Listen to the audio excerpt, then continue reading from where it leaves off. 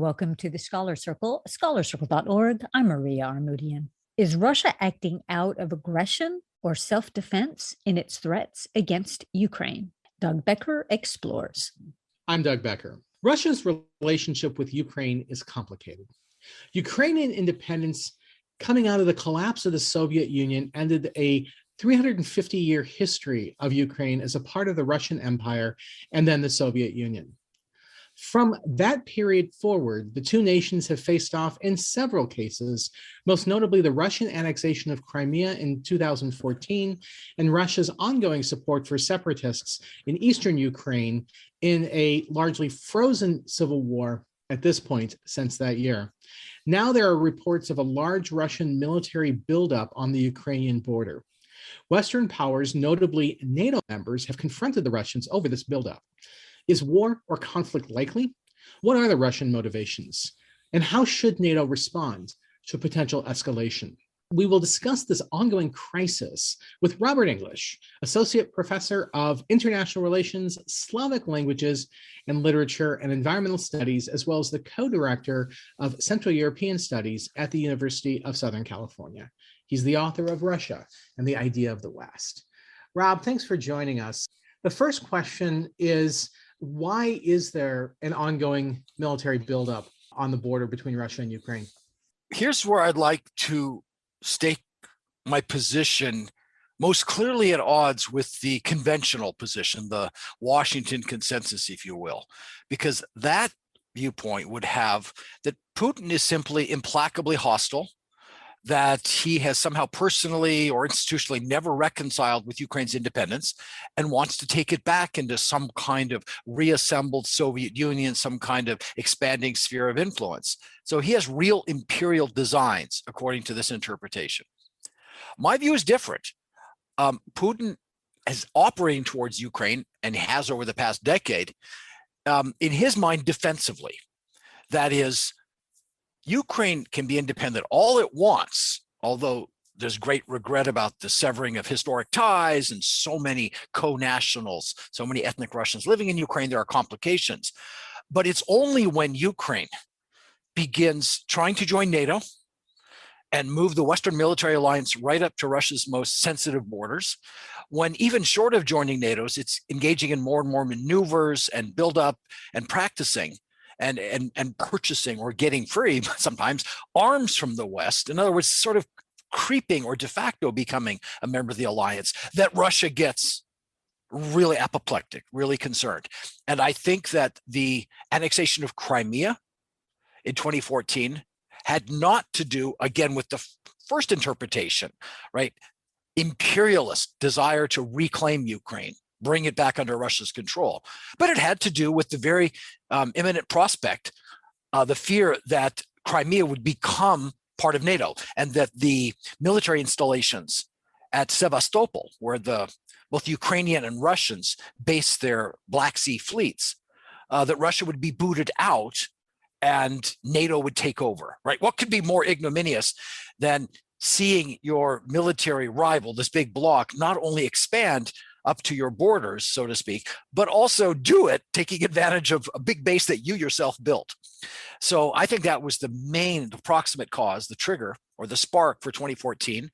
And I think that what's been happening with Ukraine's increasing steady cooperation with NATO and NATO having more and more infrastructure deployments, joint exercises, helping build bases, both in land and in sea, right, at sea as well, are what triggered Putin to escalate now and say, no, this is my red line.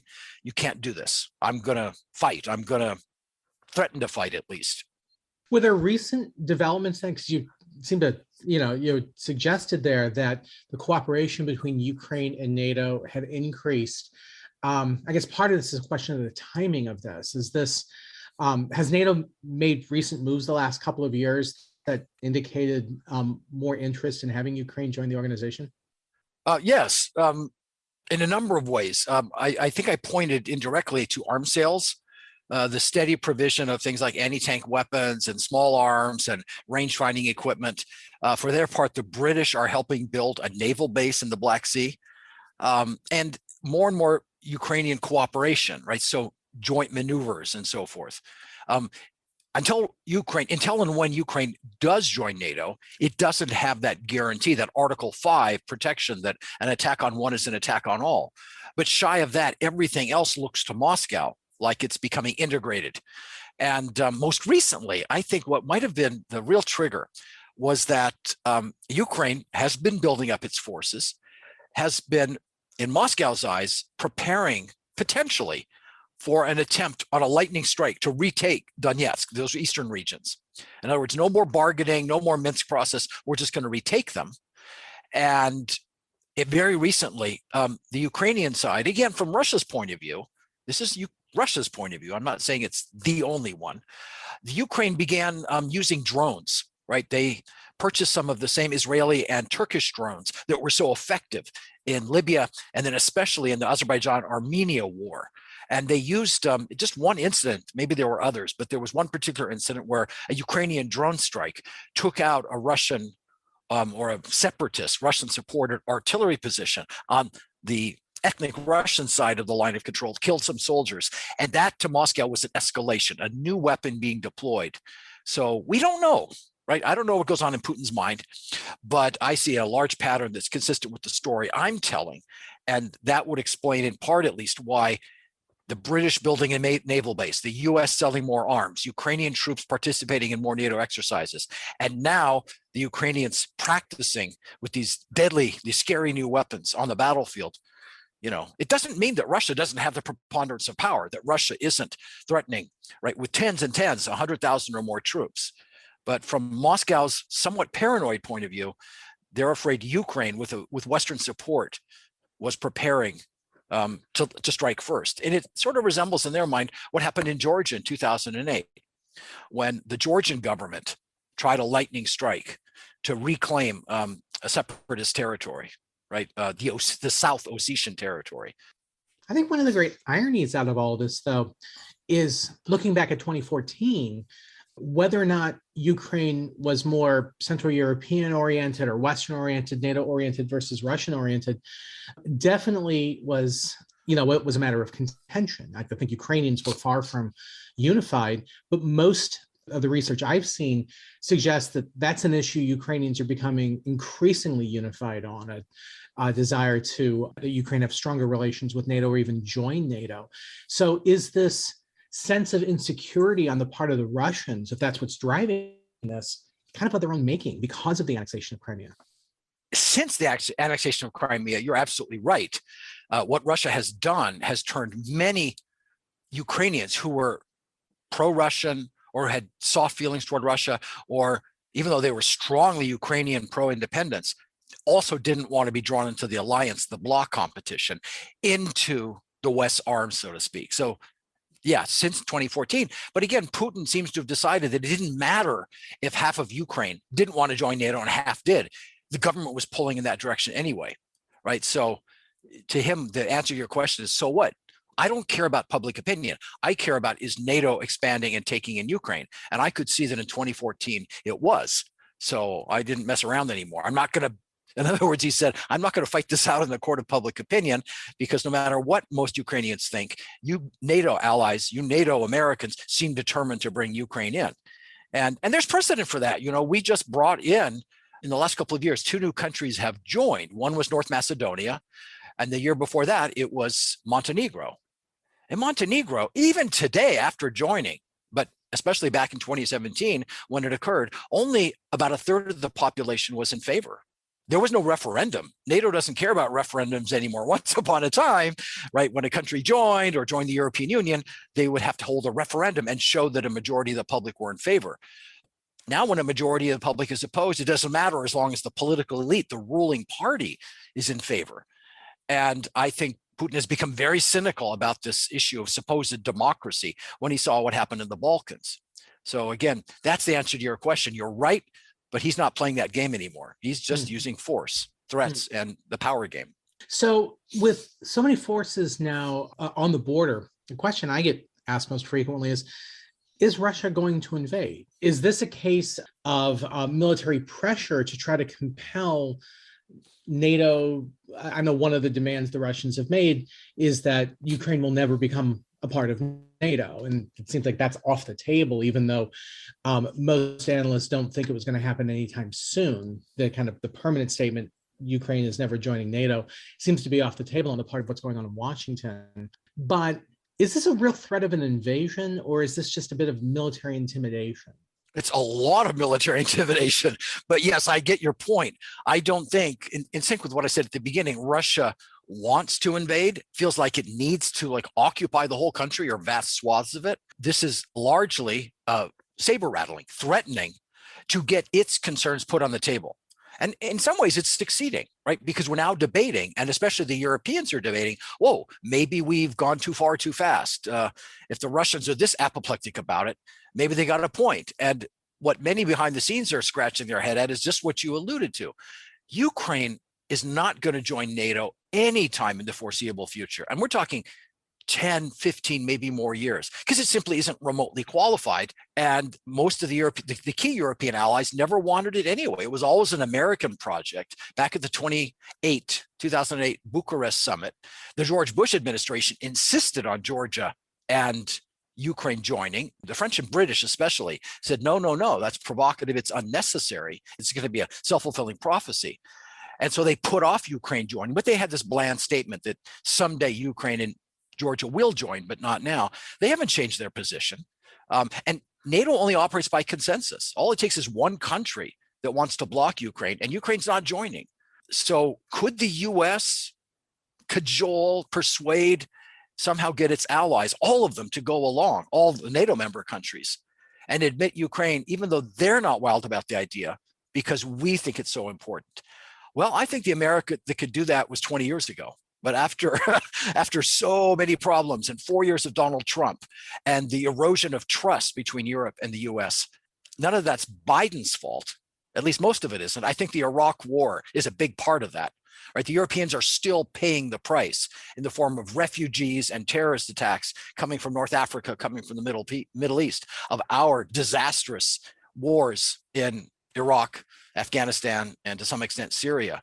So to the extent that Biden, the Obama administration, were guilty too, they sometimes look and say, you know, when we follow your lead, look what you drag us into.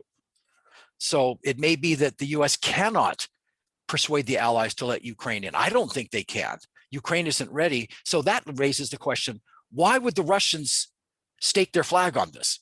And my hope is that they're going to retreat, that this is their maximum bargaining position, just as we have our maximum. And right now there's no movement on either side, but that we'll find some creeping, especially if the Europeans, if the French and Germans, right, are launching separate talks with the Russians.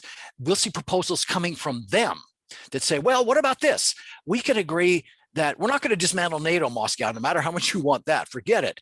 But we can agree that in the eastern regions of these countries, there will never be any nuclear weapons or nuclear capable deployments. No nuclear capable aircraft from NATO will land at those airfields. And we will not deploy any INF or other sort of dual purpose nuclear conventional weapons in the East. They could easily come up with formula to keep NATO intact, to have the, let's say, infrastructure there in a crisis, should Russia decide to go crazy and attack.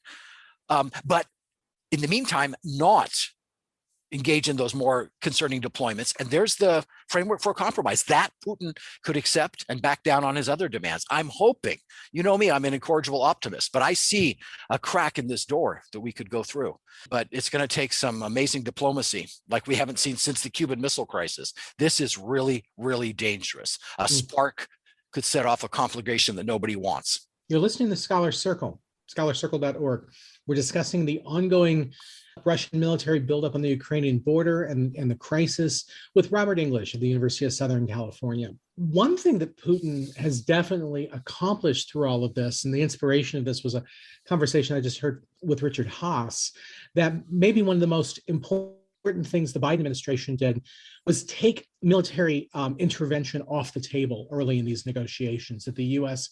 has had a tendency, particularly in this region, to begin with the bluster, like, you know, we're not going to take this off the table, although I think we would both agree the idea of U.S. forces in Ukraine against Russian forces, it's an incredulous, threat at this point. But Doesn't that reinforce the notion about Ukraine not joining NATO? Because if they were in NATO, there'd be no doubt the US would have to put a military option on the table. So I guess the question is I'm speculating that maybe one of Putin's motivations here is to demonstrate to NATO, you don't want Ukraine anyway, because if you're not prepared to defend them, why would they be in NATO? That is an element in his thinking. In other words, to force that understanding out into the open, where it lurks in the background in the minds of some experts.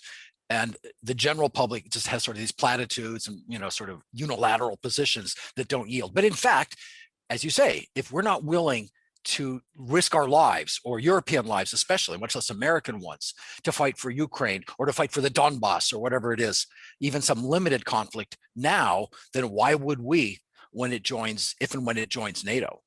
This is such a game on so many levels. I think that Haas's observation initially about taking intervention off the table was an important signal to Moscow. And by the way, the deployment's underway. I decided to do a little digging in the last couple of days because we're reading about all these deployments to the Black Sea or the Baltic region and so forth. Yeah, so the Dutch are sending one frigate into the Baltic Sea where they hang out half the time anyway. And they're sending, I think, they're sending 4 fighter jets to the Bulgarian Air Force. They're loaning them. And meanwhile, the Dutch are sending a couple of their fighter jets to Lithuania. Look, that is so symbolically meaningless.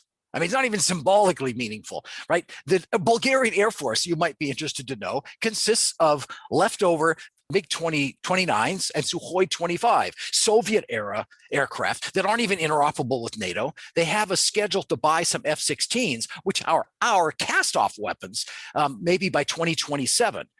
Now they're going to have a couple of F-35 stealth fighters. You know that no one's handing them to the Bulgarians. So what are we talking about? We're talking about a couple of Dutch aircraft visiting an airfield. Purely symbolic. There's no way that could operate with a Bulgarian defensive force against Russia, even if somehow Bulgaria got drawn in. So it is theater. The same with Lithuania and the rest. I mean, what do those have to do in any case with defending Ukraine? They are a symbolic, well, if Russia should decide to gobble all of Eastern Europe, come on.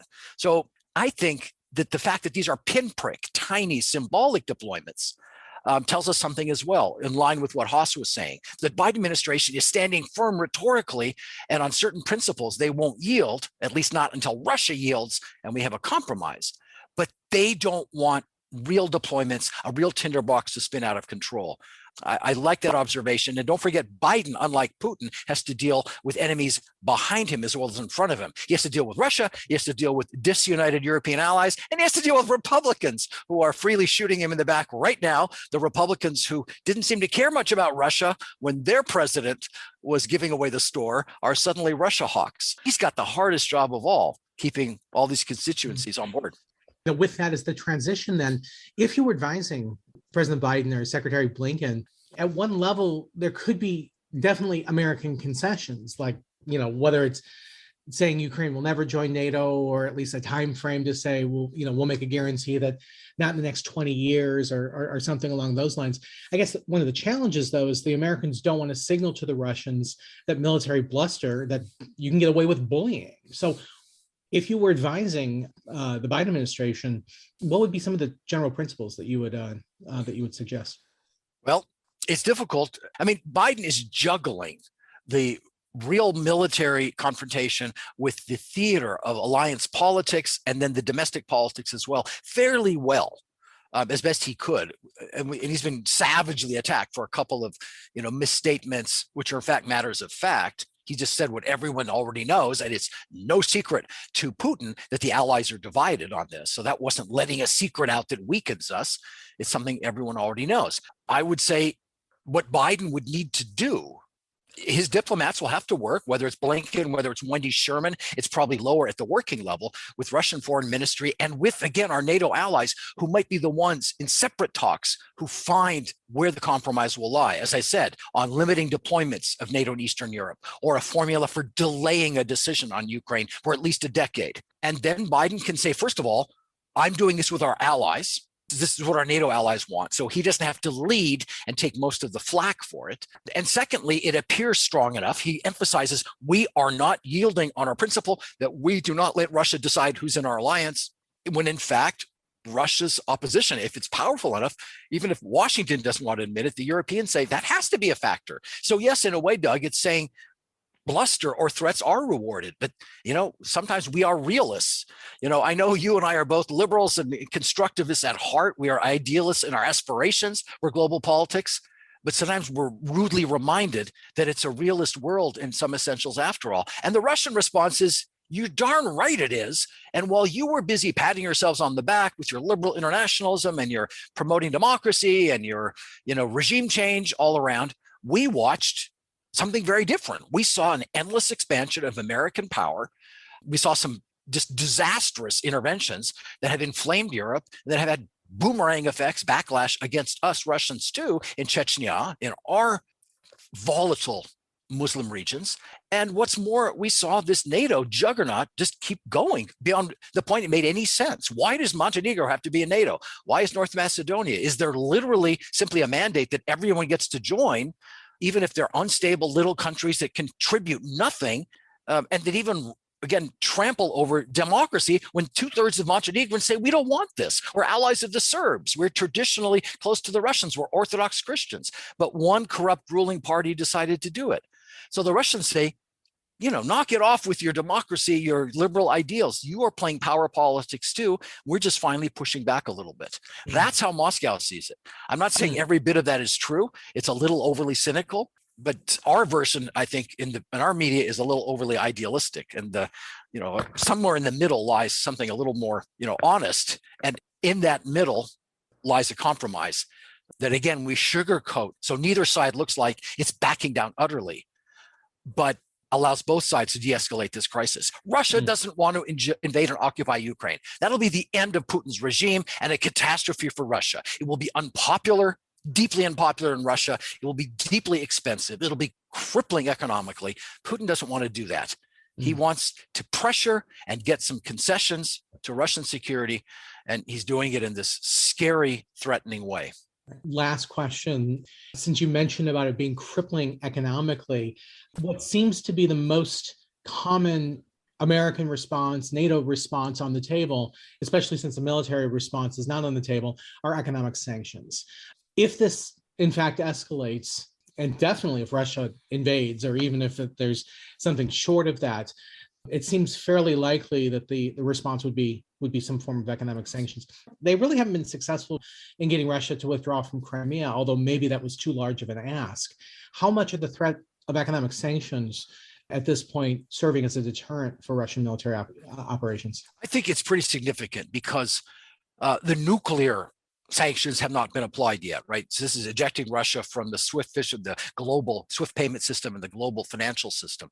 That would really hurt. And that would also sort of isolate Russia long-term from foreign investment, from trade. It would be really devastating and would drive Russia kind of into a permanent reliance on and dependence on China, which they do not want. We don't want that either, frankly.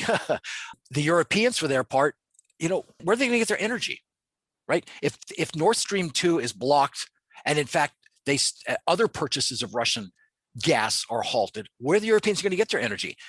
Their energy prices are going to skyrocket. They're going to turn on the coal and nuclear plants again and take a gigantic step backwards environmentally. They're going to buy American LNG. Can't do that. American LNG is all privately owned and it's all going to Asia where the price is higher. It's just a disaster for Europe economically. So you've got a point when you emphasize that Russia has that gas, that economic leverage. Look at the sanctions so far, right? On technology investments, on agricultural products. Where did Europe or the US sanction the import of Russian natural gas? Nowhere, right? So our European allies don't want that either. It really is an open question. Who would be hurt more? Of course, Russia objectively would be hurt more, but Russia can take more pain being a dictatorship. It's not clear what it would do to these European countries struggling to come out of COVID, struggling to come out of recession, to now find that everyone's going to pay 15% more for their heating bills and for their energy. You're going to see a lot of liberal social democratic governments out in 2 minutes. And you're going to see Marine Le Pen and Salvini and all the kind of Russia-loving right-wingers in Europe elected before you can say Jack Robinson. And I think Blinken and Biden know that too. We are so interdependent, and we are dependent on our allies to try to act in concert. It's a lot easier to do Russia diplomacy than Western.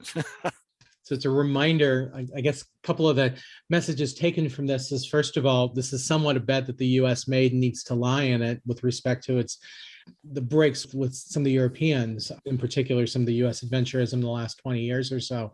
But also, seemingly with all of this, it's a reminder that the Russians still have quite a bit of leverage, particularly in their own neighborhood, and that the US's relative disregard for Russian security interests is driving this crisis, at least in part. But capitulation isn't really an option for the US at this point, because certainly the message there, I think it looks like capitulation. The devil will lie in the details of finding a way both sides can back down a little bit and open the door to compromise a crack without it appearing to be capitulation. And of course, Biden will be attacked as having capitulated no matter what, but he's already being attacked for that anyway. But if the compromise can appear to come from the French and Germans, and nothing that Emmanuel Macron would like better, of course, now we have a German-French competition to be the diplomatic leader of Europe, because Olaf Scholz has even used the term Ostpolitik, harkening back to the days of Willy Brandt. So both of them would like to be, as leaders who are trying to burnish foreign policy credentials, would like to be the ones that sort of broker a compromise. And that will be fine with Biden. Let them take the heat. It'll die down. He's got problems in the midterms anyway. Yeah, it was a reminder when that was a strategy Obama used to some success. It was criticized from leading from behind, but it seems like a bit of leading from behind at this point probably is likely on the table. That's well put. Negotiations with the Russians. Very good. Well, let's hope that this continues to be a diplomatic crisis and avoids a military crisis.